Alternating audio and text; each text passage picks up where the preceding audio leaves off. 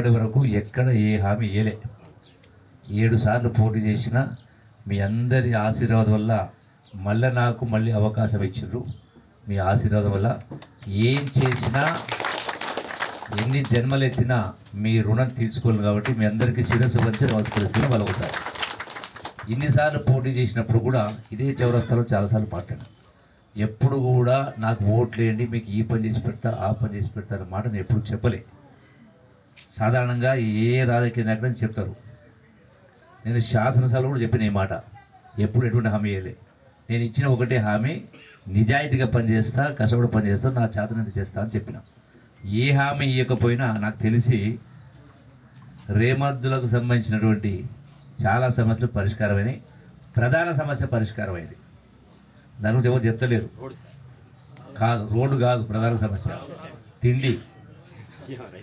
ఏం పడుతుండే రేమద్దుల్లో? ఆడనో ఈడనో ఇంత బావులు ఉండే, ఏడవ అది అద్దె వేస్తే ఇదే పడ కూడా కాలు వస్తే మొత్తం చట్టాన్ని ఎత్తిన పెట్టుకుని బిడ్డను సంఖ్య వేసుకొని దేశం పోతూ ఉంది. ఈ రోజున మరి రేమద్దుల గ్రామానికి ఇంచుమించుగా సరే కొంత ఇబ్బందులున్న కాలువ ద్వారా నీళ్ళైతే వస్తూ ఉన్నాయి కదా. ఎట్లా వచ్చినాయి నీళ్ళు? ఎట్లా వచ్చినాయి? తిరుపతి మంత్రాలయం వచ్చినాయా? మంత్రాలయం వచ్చినాయి ఎవరైనా? దీని వెనుక చాలా ఉంది, కథ చాలా ఉందా లేదా? మీరందరూ నన్ను నమ్మి ఓట్లు వేసిర్రు. నేను రోజు మీకు కనపడకపోయినా మీ కష్టాలు మాకు కనపడతా ఉంటాయి. అందుకనే ఆనాడు మళ్ళోసారి ధ్యాస చేస్తూ ఉన్నా. కరెంటు కష్టాలు వచ్చినప్పుడు 13 రోజులు ఉపవాసం ఉన్నా, 10 రోజులు జైల్లో ఉన్నా. తెలంగాణ ఇబ్బంది వచ్చినప్పుడు ఆత్మహత్య చేసుకుంటా ఉంటే మీరు ఆత్మహత్య చేసుకోవద్దు, మా పదవులకు రాజీనామా చేస్తాను, ఎవరు రాకపోయినా రాజీనామా చేసి మంత్రి పదవి రాసి మళ్ళా జిల్లా మొత్తం పాదయాత్ర చేసి మళ్ళా జైలులో కేసులు. అంటే ప్రధానంగా ఈ రోజున తాగునీరు, సాగునీరు, ఫ్రీ కరెంట్ వస్తూ ఉందంటే వీటన్నిటిలో కూడా నా కష్టం, నా భాగం. ఇది అసలు మీరు చెప్పిన మిగతా ఉన్నాయి. కొత్త చెరువు కాలువ సీసీ డ్రైను, కొత్త చెరువు కాలువ సీసీ డ్రైన్, దానికి పక్కన 2 కోట్లు రాసినావు, 1400 మీటర్లు.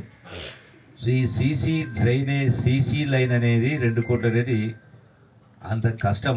ఎందుకంటే ఆ లెక్క కూడా చెప్తా, ఎందుకు కష్టం కూడా చెప్తా.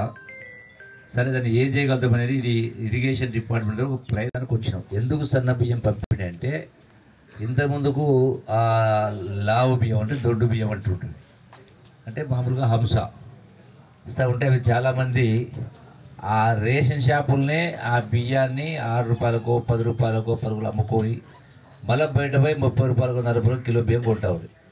ఈ రేషన్ షాపులో కొన్నోళ్ళు మరి వీళ్ళు కొందరు నలుగురు, కానీ వీళ్ళు తీసుకుపోయి ఆ రైస్ మిల్లర్ కౌంటర్లో కమ్మితే వాళ్ళు రైస్ మిల్ మిల్లింగ్ చేసి దాన్నే మళ్ళీ వాళ్ళు 30-40 రూపాయలకు అమ్ముకునేది. అంటే ప్రభుత్వ ధనం అనేది వృధా అయ్యేది. ఇటు మీకు లాభం కాకుండా ప్రభుత్వం లాభం కూడా జరిగేది. కాబట్టి అట్లా కాకుండా ఎన్నికల సందర్భంలో, పోయినసారి ఎమ్మెల్యే ఎన్నికల సందర్భంలో కాంగ్రెస్ పార్టీ ఈ మాట చెప్పకపోయినా కూడా ప్రజలకు సన్నబియ్యం అందివ్వాలనేటువంటి ఆలోచనతో ఈ సన్నబియ్యం అందియాలంటే సన్నబియ్యం సరిపోయినంత పంట రావాలి. ఎందుకంటే ఇది 5 మాసాల పంట. అదే హంస అయితే, దుడ్డలైతే 4 మాసాల పంట. నాకు తెలిసి, నేను కూడా రైతునే కాబట్టి. అయితే రైతులకు ఈ సన్నబియ్యం పండించడం కోసం క్వింటల్కు 500 రూపాయల బోనస్ ప్రకటించి రైతుల ద్వారా ఈ యొక్క సన్నబియ్యం పండించడానికి ఒక ప్రోత్సాహం ఇచ్చి దాని ద్వారా సుమారుగా 30-40 లక్షల టన్నులు పండించి ఇలా అదే బియ్యాన్ని ఇలా మళ్ళీ ప్రజలకు సన్నబియ్యం పంపిణీ చేసి ఏర్పాటు చేస్తాము. ఇలా పంపిణీ చేస్తుండే సన్నబియ్యం మీరు బయట దుకాణంలో కొనాలంటే నిన్న పెద్దకొత్తపల్లి మండలంలో అక్కడ అడిగిన కొనేవాళ్ళు ఆ మహిళల్ని కూడా అడిగితే బయట క్వింటలు 6,000 అన్నారు. 5,500, 6,000 దాకా ఉన్నది. అంటే కిలో 50 నుంచి 60 దాకా ఉన్నది.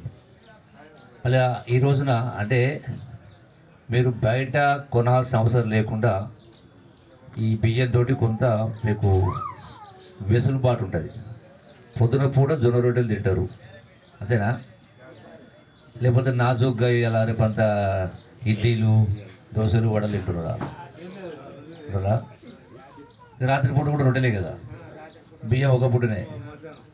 ఇంచుమించు నాకు తెలిసి సరే కొంచెం తక్కువ పడితే పడవచ్చు, కొందరికి సరిపోవచ్చు లెక్క. అంటే అభివృద్ధి చేస్తూ ఉన్నాం. సంతోషమైనా కాదా సన్న బియ్యం ఇవ్వడం అది సపరేట్ కొట్టడం మళ్ళా. రెండవది అంటే ప్రభుత్వానికి భారమైనా కూడా ఈ బోనస్ 500 రూపాయలు అవుతుందో రైతాంగానికి కొందరికి వచ్చినాయి, ఇంకా కొందరికి వచ్చేది ఉంది, ఇంకా కొందరికి మొత్తం వచ్చినాయా? సరే అందరికి వచ్చినట్టు సరే ఇంకా మిగిలిపోతే వచ్చే కాలం జరుగుతుంది. మరిన్ని వీడియోస్ కోసం ఛానల్ ని సబ్స్క్రైబ్ చేయండి. లేటెస్ట్ అప్డేట్స్ కోసం వాట్సాప్ ఛానల్ ని ఫాలో అవ్వండి. ఆ లింక్ డిస్క్రిప్షన్ లో ఉంది.